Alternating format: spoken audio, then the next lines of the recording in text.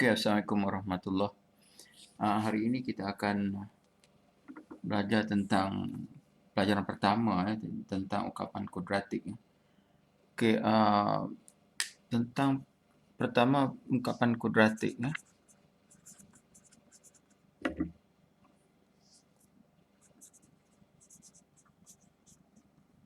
Jadi bentuk bagi ungkapan kuadratik ini ialah seperti ini ya.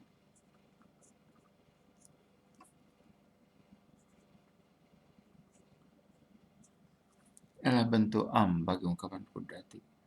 Dan yang paling penting kat sini, ini tidak boleh sifar. A tak boleh sifar. Ini boleh apa-apa nilai lah. Sifar pun boleh. C ni sifar pun boleh. Nombor-nombor biasa pun boleh. Okey. Kalau kita lihat contoh dia. Contoh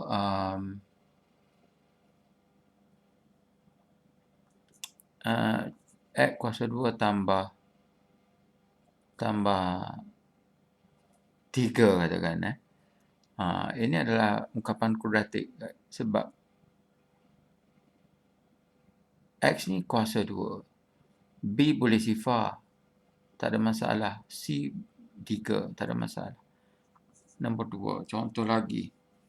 X kuasa 2 tambah 2X tambah 1. Ini adalah ungkapan kuadratik lah. Di mana A-nya 1. A-nya 1. Perkali bagi X kuasa 2 adalah 1. B adalah 2. C adalah 1. Okey. X tolak 1. Ini bukan kuadratik lah. Ini linear. Sebab tidak ada yang kuasa 2 kat sini. X kuasa 2 tidak ada. Okey. Begitu juga kalau 1 per X kuasa 2 tambah 3. Ini pun bukan. Sebab ini X ni kuasa 2. Tetapi dia duduk di bawah.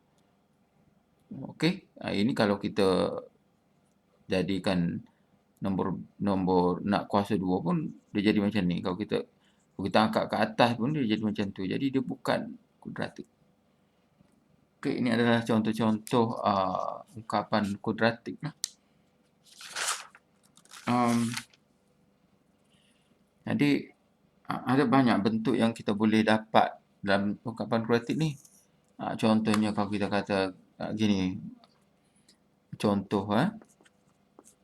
Contoh masalah lah sedikit kan.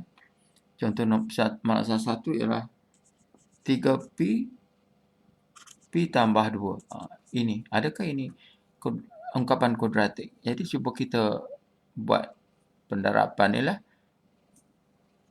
Jadi kita akan dapat. Ini kita dapat 3P kuasa 2. 3P darab P. 3P darab 2. Dia akan dapat 3 darab 2 dia jadi 6. Untuk kes kembangkan macam ni, ramai yang saya duk perhati pelajar, dia akan darab 3P dengan P sahaja, dia tak darab dengan 2. Itu salah lah. Okey, lagi 3P darab P tambah 2 tambah 3. Ni macam mana? Ni biasa sajalah. Dia jadi macam ni lah. 3P darab P kuasa 2. Okey. Dan 3P darab 2 dia akan jadi tambah. Ni tambah depan ni. Tengok ni tambah sebab dia tak tulis apa-apa simbol, maknanya dia tambah lah sini. Tambah darab tambah, dia jadi tambah di sini. Dan 2 darab 3 jadi 6P. Ingat yang ni 3P tidak darab dengan 3, dia tak darab sebab kurungan dia sampai kat sini saja. Jadi 3P kalau kita nak kembangkan pun dia hanya darab dengan 2. Dia tidak darab dengan 3. Jadi 3 tu kekal macam tu lah. Dan kita nampak dekat sini, ini adalah suatu ungkapan kuadratik. Okey. Contoh lagi lah ini. Sengaja saya buat begini 1 tolak 3X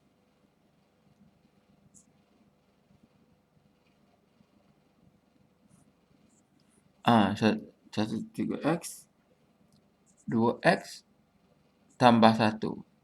Macam mana? Ini kalau kita nak darab kembang biasalah ini. Ini ulang kaji pelajaran yang terdahulu ni. Kita darab inilah. Jadi dia akan dapat 1 darab 2x, dia akan dapat 2x. 1 darab 1 dapat 1. Tolak 3x darab 2. Tolak 6x kuasa 2. 6x kuasa 2 tu. Dan tolak 3x darab 1 dapat 3x. Dan di sini ialah kita mudahkan 2x dengan 3x ni dia akan jadi 2x. 3x kita tak dekat lah, senang kalau nak perhati. X. Kita letak begini, kita susun betul-betul lah. Jadi tolak 6x kuasa 2. Di sini tambah 2x. Tolak 3x dan tambah 1. Dia akan jadi negatif 6x kuasa 2. Dan di sini 2x tolak 3x, dia akan jadi tolak x dan tambah 1. Ini juga adalah ungkapan kuadratik. Jadi ini adalah beberapa contoh lah untuk sebagai pengenalan tentang apa itu ungkapan kuadratik. Okey, sekian. Assalamualaikum.